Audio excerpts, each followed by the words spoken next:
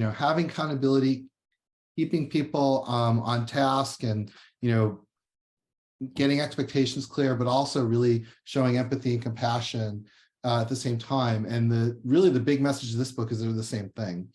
They're not exclusive. They're additive. They will say this a lot better than I can. So with that, I will turn things over to Nate to tell us about compassion and accountability, and tell us a little bit more about himself and why this book will change the world. So over to you, Nate.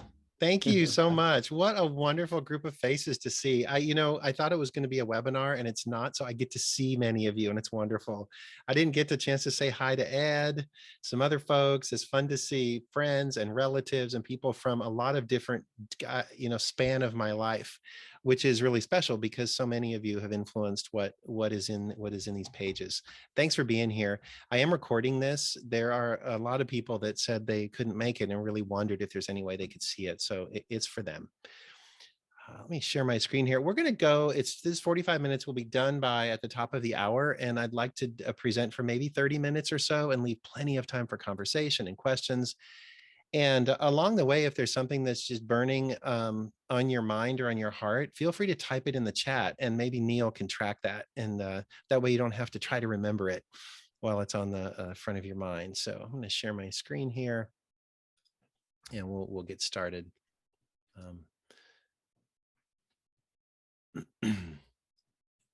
Wonderful. Neil, can you all see? Yep. Actually, yeah, looks fine. Yep. I want to get all these nice images of people all right, here we go. Well, welcome. I wanted to share with you the cover in case you haven't seen it before, or maybe you didn't see it on the information that we sent out. A couple thanks before we get started. I just really want to thank Neil and the team at BK. This is the third book I've worked on with Neil, and we were just reminiscing about how we first met, and you coming up and just taking a chance with us and trusting me, and just having a partner. If you don't know about Berrett-Koehler, check them out. Just the community, the philosophy, the values of this publisher is so different from the others out there. I want to thank the reviewers. Some of you that are here, I want to thank you because actually the review process was so valuable and rich this time, and resulted in a pretty significant shift in how the book is framed and focused. So thank you so much. My podcast guests, so one of them is on here. Dan Rockwell is here. Dan and I have really gotten to know each other, and I just so appreciate his wisdom. But there was almost 40 podcast guests whose wisdom and whose books and whose research informed this book. Becky's here, Becky Robinson with Weaving Influence. Thank you so much for being here, Becky. They are our partner for marketing and helping increase the influence of the book and the spread of the book. And so thank you for your partnership. And then my whole team. In the acknowledgements in this book, I didn't thank people by name. I've done that in some other books. This time I just really want to thank the whole team for this is a reflection of who we are as a team. It's not just my ideas, it really is what we are about in this company.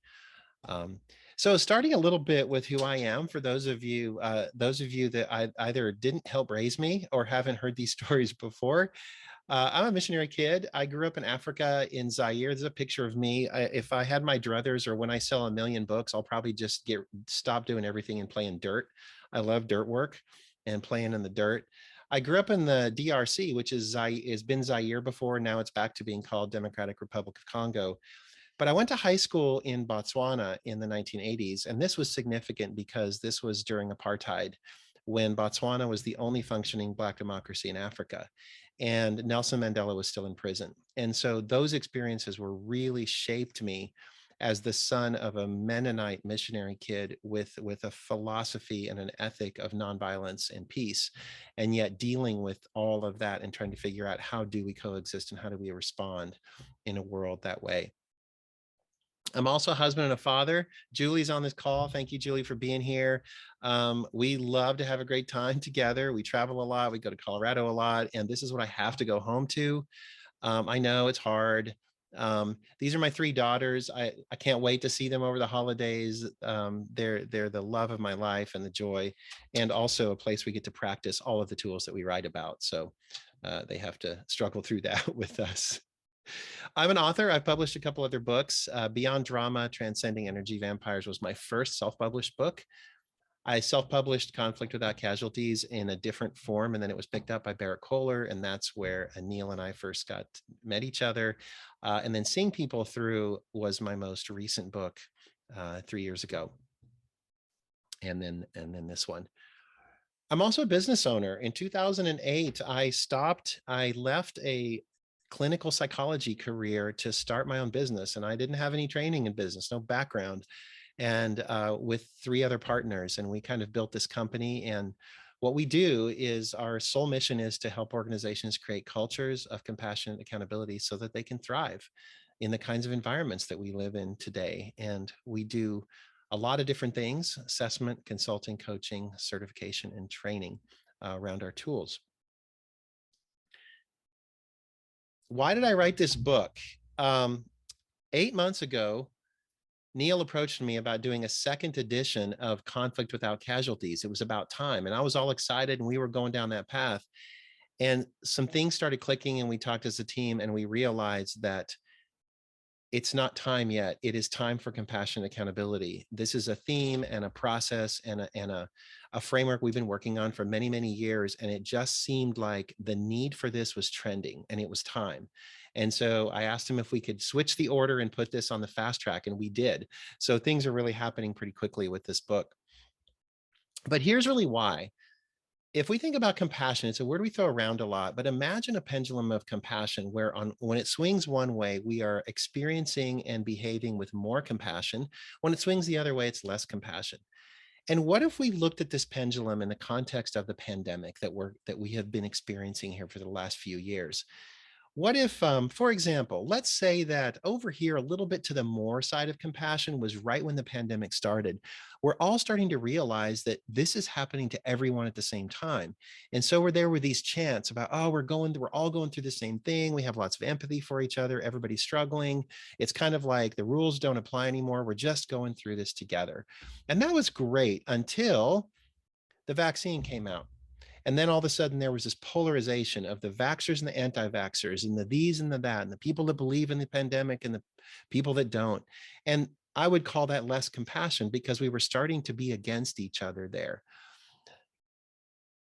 Then there's cancel culture. I would say that's probably about as far as you can go in terms of lack of compassion, where we literally try to destroy someone's reputation because we don't agree with their ideology, and go so far as to even examples of physically trying to harm people because of their ideology.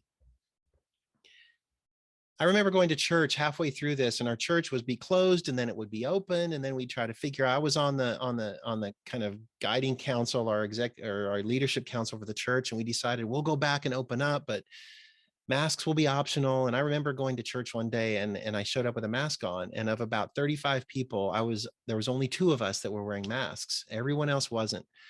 And I approached somebody and I wondered, how are they going to treat me? How are we going to treat each other here, coming kind of through this vaxxer versus anti-vaxxer, mask versus non-mask thing?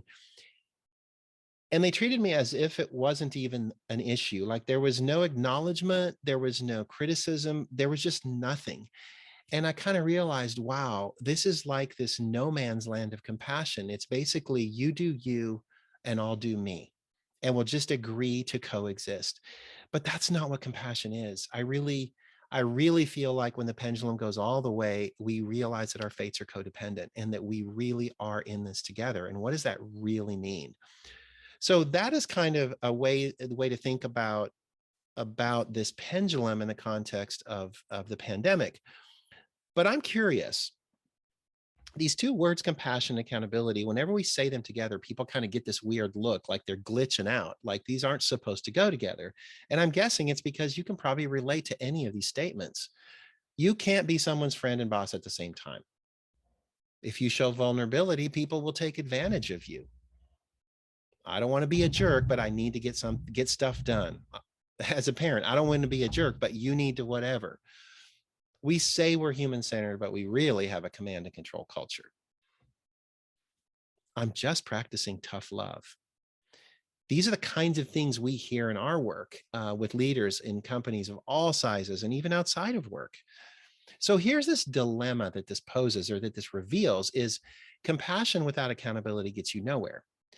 I used to work in the fields of domestic violence recovery, and I'll tell you what, no victim of domestic violence ever loved their abuser into changing. Compassion without accountability gets you nowhere, but accountability without compassion gets you alienated. The heavy-handed bringing the hammer down is, we know that that's no way to run a company or lead a team or be a parent or be a friend, is that neither end of the spectrum, neither one without the other is sufficient.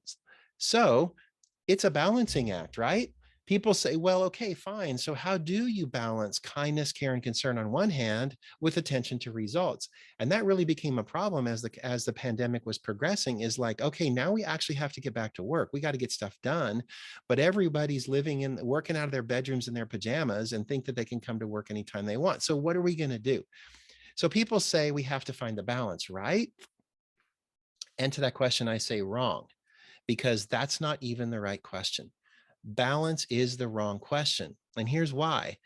Because when we approach this dilemma with balance as the solution, it implies some kind of compromise or tension. That when we're balancing things, it means that they're in tension or in opposition, that these two concepts somehow are working against each other. But that's not how compassion works. That is not how it works. It's not what it's about. And that kind of takes us to, what is the big idea here? Did you know that the word compassion is actually two words, and it originates from the Latin root meaning to suffer with? To suffer with. Com means alongside or with, and passion means to suffer or to struggle. So what a true understanding of compassion reveals is that transformation is actually in the struggle. Tomorrow, my blog post is going to be called "It's in the Way That You Struggle." And I'm playing off of an old Eric Clapton song. It's in the way that you do it. Maybe you remember that song. It's a very interesting song that came from the movie The Color of Money. And in that song might be some messages about this. Think about all the different ways we can struggle. We could struggle against. In other words, we could turn everything into an us versus them, right versus wrong, my side versus your side, polarizing, divisive kinds of a situation. Or we could struggle instead of. We could jump in and rescue and try to take over the struggle for people and deprive them of opportunities to learn in the spirit of being the hero or boosting our own ego.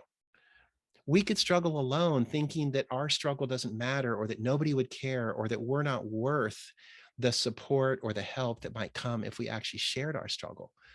And compassion says that none of these is correct. None of these really is where we need to go. But the real solution is to struggle with. People ask me, what is the purpose of life, right? And it's funny because often they'll say, well, it's to get rid of the struggle, to make life easy and everything, or I'll read your other books and then life's going to be easy, right? And I say, no, it's not going to be easy, because it's still about the struggle. The only difference is that the struggle will have purpose and the struggle will be transformative. So I wanted to show a blown up version of the front cover of the book, because we worked a long time trying to find this imagery of a both and breakthrough, where compassion and accountability actually are in unison, working together. And the message here is that compassion and accountability are not opposites. They are complementary, and they can't exist alone. In fact, they never were meant to. It is us that have broken them apart, and we need to bring them back together. So lots of people are talking about it. I have these are two quotes out of my book. Tom Henry, the former head of learning and development for Whole Foods, he now is really involved in the conscious capitalism movement. We're not separate individuals. We are a collective consciousness. Our fate as human beings is interdependent. So how we treat each other is critical to, not just to our survival, but it's also to our ability to thrive. Doug Conant, who was kind of famous for turning around a failing Campbell's soup company with this mantra: be tough-minded on standards and tender-hearted with people. Lots of people are talking about it. It's trending. The concept is around, but what hasn't been done is the book to show you how. So that's what this book is to show you how to bring these two back together and recognize that the breakthrough is on the other side. So here's what's inside. open up the cover a little bit and share with you about how we've kind of set things up. There's 4 parts to the book. The first part is kind of what's the big idea. And I love this quote from Prince. Compassion is an action word with no boundaries. Isn't that amazing? It's such a breakthrough thing. So basically, the big idea is that our relationship with compassion has evolved considerably over the past 50 years. And I've identified 5 eras of compassion in how we relate to it in the workplace. And most of our strife is caused by this artificial dichotomy of pitting these two against each other when they never were meant to be opposites. And then finally, the big breakthrough happens when we recognize and acknowledge that compassion and accountability are actually mutual, interdependent, and complementary. So the second part is about the model. So how do you do this?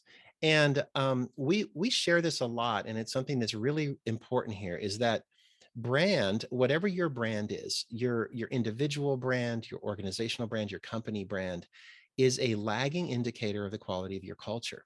Brand is determined by culture, but what's culture? Culture is the sum of every interaction between your people and your customers. And so it really all comes down to the interactions which create the culture, which create the brand.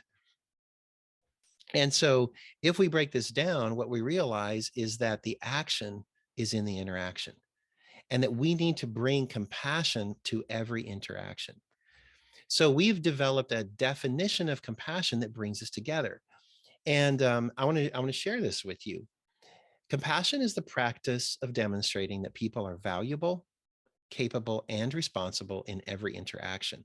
There's 3 really important parts here. It's the practice of demonstrating. We have to be doing this every single day in every interaction. It's a practice because we're always working on it, always getting better. And we have to demonstrate it. It has to show in our behaviors. What are we showing? That people are 3 things: valuable, capable, and responsible. Not 1, not 2, all 3 at the same time. And that's where we finally realize that the breakthrough is on the other side. And when do we do this? Well, in every interaction. You're never off the clock or off the hook when it comes to compassion. So I want to go through each one of these 3 concepts of valuable, capable, and responsible, and share with you kind of how we might think about this. Because humans are valuable, everyone deserves to be heard, affirmed, safe, invited, and included. And I share those 5 words with you. Credit Gloria Cotton. She is one of the most wonderful voices, wonderful people, and wonderful voices for diversity, equity, and inclusion. And this is her definition of inclusion. But humans are not just valuable, we are also capable. And because we're capable, everyone deserves the invitation to contribute, to participate, to take ownership, and be part of the solution. But here's the thing, we're not just valuable and not just capable, we are also responsible, which means that every one of us is accountable for our feelings, our thoughts, and our actions. And that has a profound implications when we take that seriously and really unpack what that looks like in the context of compassion. So mindset is very important. It's huge. And we have actually discovered that mindset is the foundation of behavior. It's the foundation of cultures and brands. It all comes back to a mindset. But the thing about a mindset is it's not a skill set. It is a particular decision to view ourselves and each other in a particular way. It is a choice. Mindset is a choice. And the compassion mindset, what we discovered, actually consists of 3 switches. And I have a little relic to show you all, since we have, or an exhibit A here, since we are on video, is this thing right here. I want to show you this. When we first discovered the 3 switches of the compassion mindset, I ran to the hardware store that afternoon and I bought 3 switches and a plate, and I put some stickers on it. This is a picture of it, which is going to be in the book. And then this is our fancified version that we had to pay a designer to make. But this is the basic model that is in the book, is that there are 3 switches of the compassion mindset. And when they're on, energy flows. And when they're off, energy is blocked. And each one is necessary, but not sufficient to practice compassionate accountability. So this section of the book then is dedicated to how do you turn on the 3 switches. So each chapter is dedicated to one switch, where we start with pre-quizzes to see just kind of basically, do you get the concept of this? Then we look into very specific observable behaviors that indicate when a switch is on and when it is off and what it looks like so you can see it in your behavior and in your culture. We give tons of examples, lots of research, and then lots of case study examples. And I'm going to read you a story here in a little bit. At the end, we answer the quizzes, but we also then give commentary. I share commentary on why that answer is correct and see if people can put the pieces together from the article. From that chapter. I want to share with you a story out of the book, and I'd like to read it because I worked really hard to write it for the book, so I'm not going to try to wing this. So I want to share with you a story about the very first time that we tried this thing out on a group of people. And here's what happened. Like a craftsman with a new tool, we started experimenting with our new toy, seeing what it could do long before we had an operator's guide. We were contacted by the HR director of a large construction company serving clients in several states across the Southwest US to do some team building with their executive team. During my discovery process with the HR director, I learned that it was a family-owned company and that there was some tension between father and son regarding succession. Apparently, other members of the executive team were feeling the tension and often got caught in the crossfire. Feeling some trepidation and knowing that these types of situations can get really messy and drawn out, I asked the HR director, what would success look like in your view? Here's what she said. Normally, father and son can't be in the same room for very long before one of them starts yelling obscenities and storms out. They have offices in the same hallway but haven't spoken to each other for months. Success would be if they could get through one session without swearing and stomping out. I don't enjoy negative conflict any more than anyone else, but I decided we had little to lose, so we accepted the job. For the first session, I invited the executive team to gather at our office, a neutral location, and I hoped this would create a safe place for dialogue. When everyone was arrived, I was surprised how cordial they appeared. Father and son were professional and seemed to be on their best behavior. Whenever we work with teams, we will establish basic rules of engagement, which we call behavior norms. And in chapter 7 of the book, I actually provide a template for how teams can develop these on their own. Usually I share a few basic non-negotiable rules and open it up to the group to co-develop a social contract. But this time I decided to use our new tool instead. So I drew the 3 switches on the whiteboard and I explained a little bit about what they meant and asked everyone in the group if they could commit to keeping their switches on during our time together. Everyone agreed. Things were going on just fine. And about an hour into our session, when the father fired a shot across the bow. Son had commented about how he didn't feel included and wished the team would mentor and guide him to learn the ropes, especially if he was to take over the company. He looked directly at his father when he said, "the team." Father popped off a sarcastic comment about how his son was too interested in his hobbies, one of them being wine collecting, and couldn't understand the construction business anyway. Son stood up from his chair, started to gather his stuff, and I could see the blood rising in his face. So I jumped in, called a quick audible, called a timeout, and asked the son to sit down. He did, but was clearly on the verge of an explosion. I turned to the father and directed his attention to the 3 switches on the board. And I asked him, just now, when you said that to your son, I'm curious, where were your switches? Father looked at the whiteboard, reflected for a few seconds, and he replied, my switch of capability was off. I didn't see my son as capable of taking over the company. My next question was, hypothetically, if your capability switch was on, how might you approach this situation differently with your son? Without skipping a beat, the father looked directly at his son and said, I would take time to teach you and mentor you. I know you're smart and capable. Tears welled up in the son's eyes. His posture relaxed and he sank back into his chair. The room was dead quiet.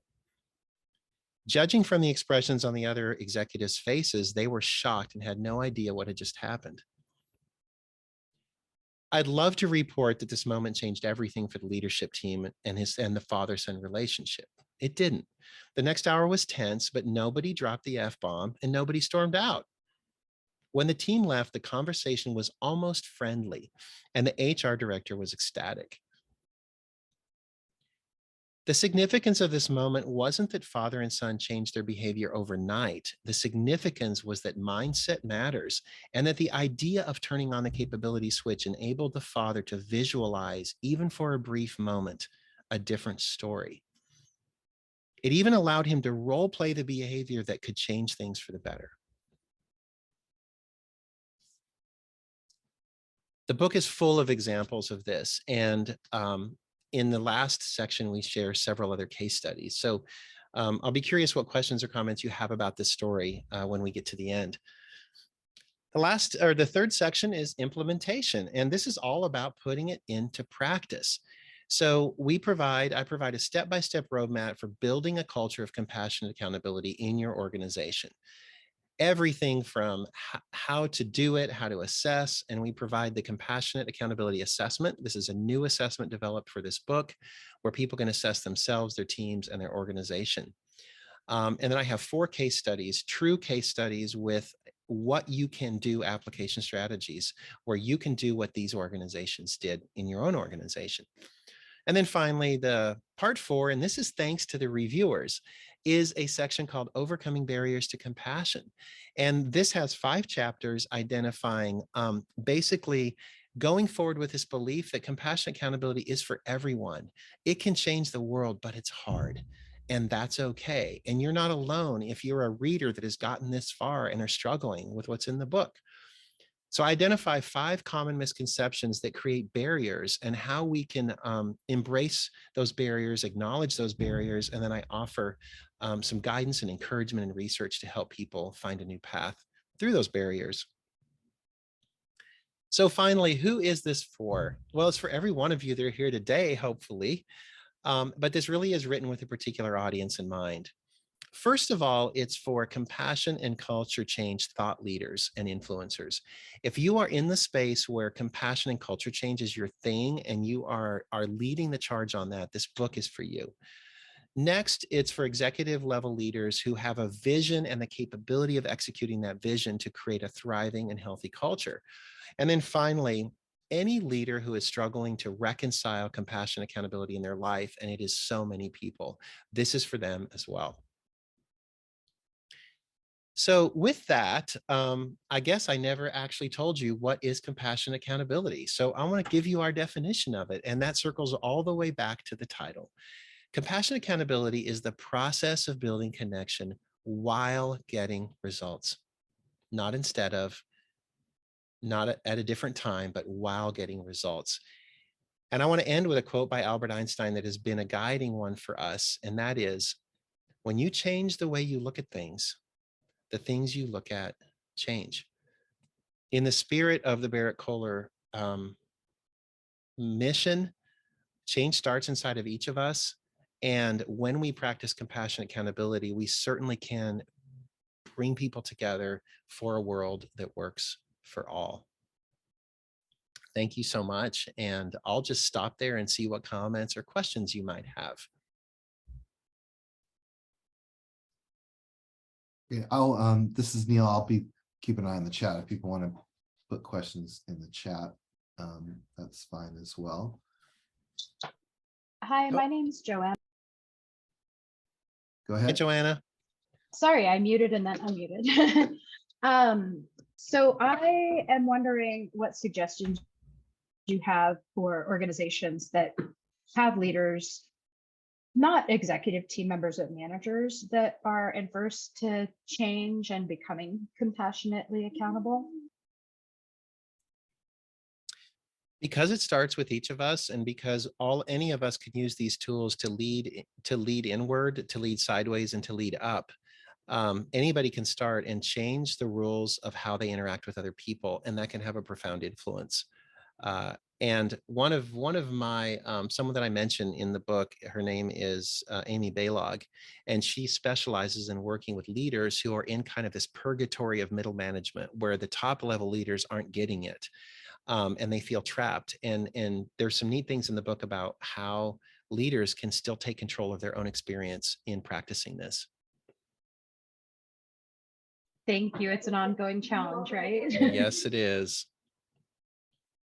Hi, this is Dory, and I have Dory. 2 questions. That was lovely. I always appreciate the crispness with which you present very complex ideas. So thank you, Nate.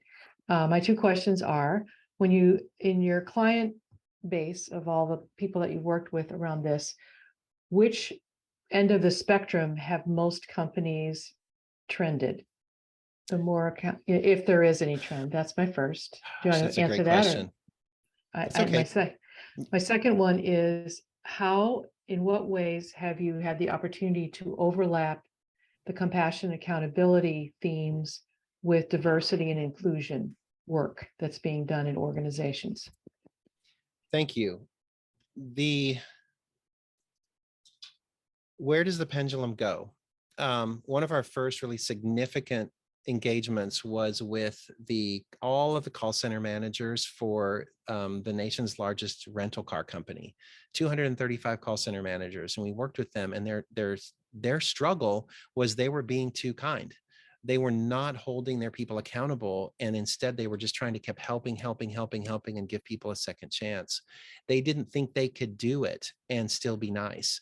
And so that was the huge breakthrough for them, was giving them a template to be able to do that.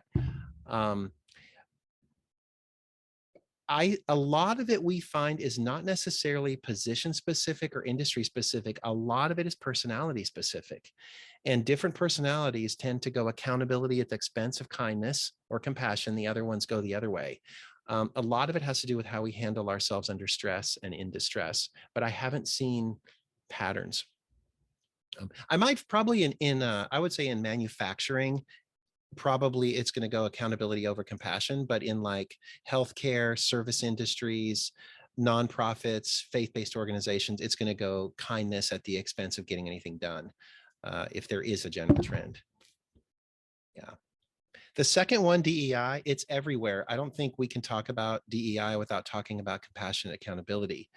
And so it's throughout the book. And there's a section actually where I kind of cast my vision for the future of DEI and how compassion accountability plays a role. Because I think we're really good at saying you're valuable, but what about you're capable? And what about you're also responsible? And what does that look like if we truly embrace all 3 aspects about what it means to be human and diverse in our world? And I guess the only other thing I would say about that is I think that diversity is the root of all conflict. And so if we believe that diversity is a beautiful, wonderful part of our creation, then we have to also embrace the inevitable conflict as part of that. That means struggle. Struggle comes with the game. And so the real question is, how will we struggle with each other to embrace the promise of diversity? And there's a lot in the book about that. Thank you. Nate, I'm going to just jump in. There was a question in the chat. It's funny that you, Roosevelt Thomas, who wrote some of our early books, and he used the term tension, in the same way around, you have to manage the tension if you want to have diversity. Like, it's just like, so Mike Crowley asked a question: what complexities does the hybrid work environment create to practicing compassionate accountability? Yes. So in the first section, I talk about the 5 eras of compassionate work. And one of the eras is pandemic compassion. And in there, we talk about the challenges of this, and how do we balance those 2 in a world where the rules have changed and where there seems to be almost no boundaries anymore. There's lots I could say about that, but I'll probably just leave it at that. That's definitely a topic that I tackle in there. There's a couple other ones too. Further down, David, thank you. How does compassion accountability compare and contrast with servant leadership? Actually, previously, one of my chapters was titled Myth Number 3, Compassion is for Selfless Servant Leaders. And that became actually, at the end, became a barrier that you have to be selfless to serve and to have compassion. So I really talk more about servant leadership when it goes at the expense of our own value, our own capability, and our own responsibility. That's when it morphs into something wrong. And I have some conversations with Ken Blanchard about this in the book where we tackle that. I'm actually gonna put a Barnes and Noble Yeah. link. Books coming out in July of next year, although we are going to be trying to recruit folks to help us with some of the promotion and asking you to write reviews and things. And so looking forward to reaching out and seeing if anybody wants to help in that way as we go.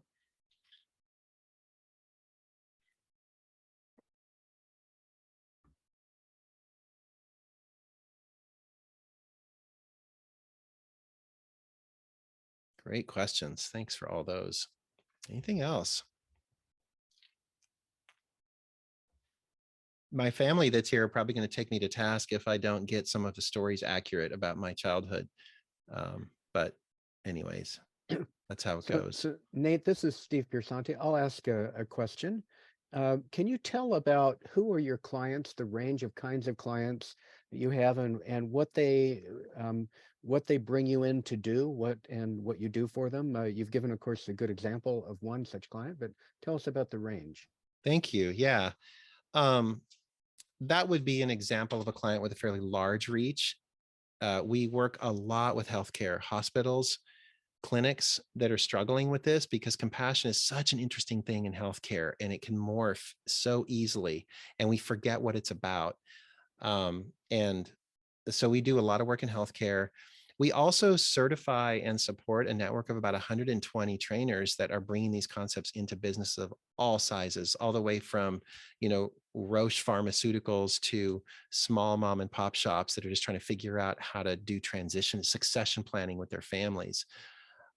So really all sizes. And people ask what industry do we work in? And we're like, well, any industry where 2 or more people are trying to get something done, because that's usually where the problem starts.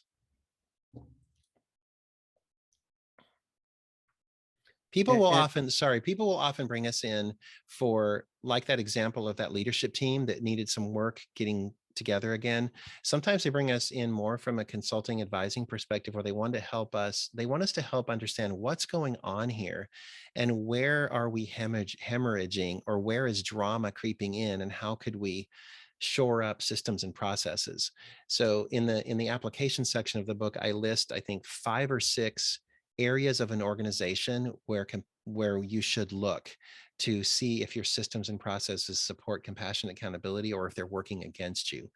And so we can go in and kind of look at, have you developed cultural habits that are actually working at odds to what you want?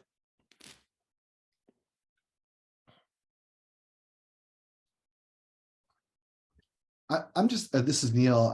I'm just curious, are there times when you feel like the people feel like, yeah, I have this balance. Yeah, I get it.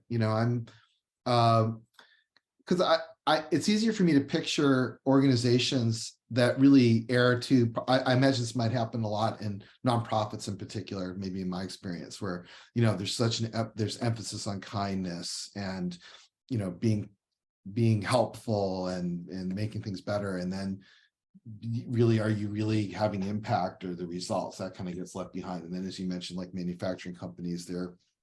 But do you run into companies where they really think they're doing this? Like, what are the tip-offs that maybe they don't have this figured out? One of the biggest tip-offs is an executive leader who thinks they're doing all of this and they're getting ready to address their organization around a crisis or around a change that's going to stir things up. And we ask them, are you willing to be vulnerable with your people about how you are experiencing this? And almost always they're like, no, I have to be tough. I have to be strong. And that's where they hit the first wall. And then we ask them, if you believe that compassion is about struggling with, how can people struggle with you if they don't know what you're struggling with? And are you willing to be an equal with your people at the level of our human experience around change, crisis, transition, or not? And that means becoming vulnerable. And that's where they hit all of the walls, the myths, the fears that I have to be strong, I have to be perfect, I have to know what's going on. And so they're willing to struggle for other people, they're willing to struggle against, and they're willing to struggle instead of, but they're not willing to struggle with. And that's where it gets tough. That's fantastic. I really appreciate that answer. I don't know why the thought jumped into my head there's a book called Up the Organization, where he mentioned if leaders insist on having reserved parking, they've already lost, like the equality, on the certain level, like everybody has to park their car. So do I deserve, a reserved parking spot? There's another question here from Ed Rouse. Do you see more severe issues when families are working together in business? I do. And the drama escalates the most when the stakes are the highest. And usually the stakes are the highest with the people you love the most, you care about the most, and you have the most to lose. And these people often have been working together and struggling together for decades. And the stakes are high because they're all in emotionally, psychologically, but they also know how to press each other's buttons, and they know exactly how it's going to go every time. And so they're pre-programmed. I mean, I don't know if any of you have gone to a family reunion and you're like, this time I'm not going to freak out when Aunt so-and-so criticizes my pudding, right? Here she walks into the room and you're already ready. It's like the adrenaline's pumping and it's just like the tape is playing and we're ready to go. And so those are really hard habits to break and to try different ways.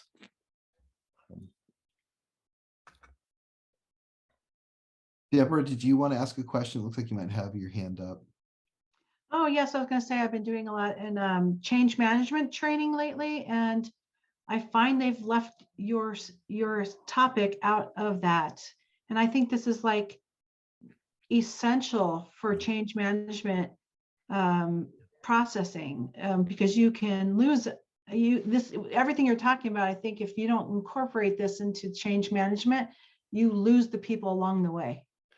I can give you a perfect example. Right now, we're starting work with a multinational farm implement manufacturing company, and they just are rolling out a whole new global strategy with branding redesigns, and everybody's jobs are changing. And all of a sudden, it's like, here's the plan, and here's what you're responsible for. So the switch of responsibility is on, but the switches of value and capability are off because they did not at all take into consideration the experience of the people that we're going to have to implement this. And neither did they give anyone any credit for being part of the solution or even invite them into being part of the solution. So these people receive an edict or a plan, and now they're having to backpedal and put out fires. And the amount of work they're having to do because they didn't have the other two switches on is just huge. So absolutely, I can't see how change management can be successful unless we do it with all three switches on. Well, with that, we have reached the 1 o'clock hour. Nate, I wanted to give you the final word if you'd like, or a final aspiration for the book. And appreciate everybody joining us today. Yeah, thank you. It's a joy to be here. It's I think that's my dog. My dog has the last thing to say. So when I decided to kind of cast a vision for what compassionate accountability could do in the world, I chose 4 areas to talk about. And I just want to mention those 4 areas because I think if we can crack and make a difference and be part of a difference in these 3 areas, we can change the world. The first one is politics, the divisiveness in our political world. If we could practice compassionate accountability, imagine the difference. Restorative justice. When people are harmed, when damage is done, there's a story I tell in my book about a situation where a person was canceled because they took justice into their own hands, and there was no hope for restoration after that. Climate change. If we could approach climate change with our switches on, imagine what we could do. And then finally, what is the last one? Oh, diversity, equity, inclusion.